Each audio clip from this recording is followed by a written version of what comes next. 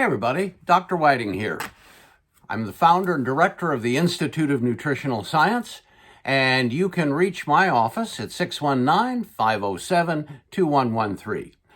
You can also email me with any questions or comments at askthedoc@healthyinformation.com. We often get asked about mold exposure. Someone lives in a building that has mold in it, and what can be done about it? Well, mold exposure can be anything, can produce anything from mild symptoms to no symptoms to severe symptoms, depending upon your body's autoimmune reaction to those substances. Most molds, most fungus are what we call anaerobic organisms. So they don't like oxygen.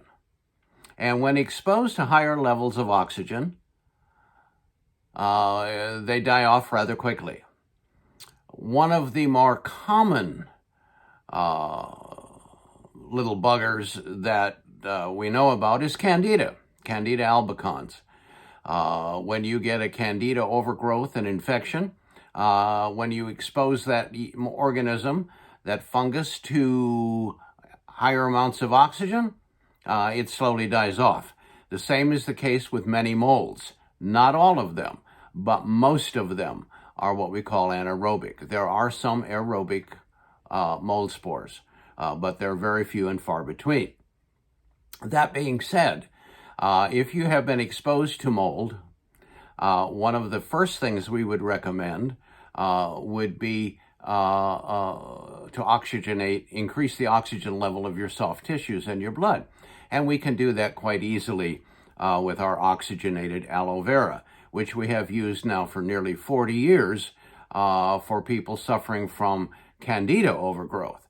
And it works phenomenally well because these organisms, while they can adapt to a certain extent to the oxygen in their environment, they do have a threshold or a ceiling. And if you exceed that, which we can do very easily, then you will find that these organisms begin to die off rather rapidly.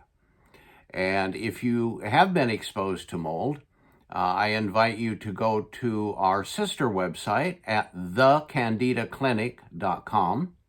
And even though you may be having a mold problem, I'm sending you to the Candida website because it's basically the same concept. What we do for Candida and yeast, it would be the same thing we would do or recommend for mold exposure. So that's thecandidaclinic.com.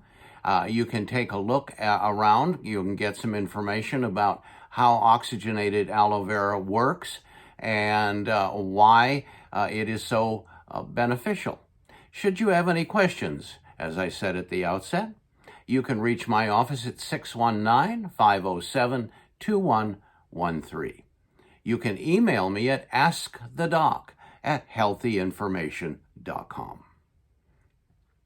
Mold exposure, especially this year, is probably going to be on the rise due to the heavy rainfall in so many parts of the country.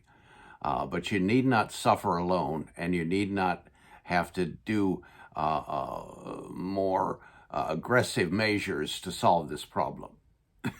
we can offer you some advice. This is Dr. Whiting. Take care and stay safe.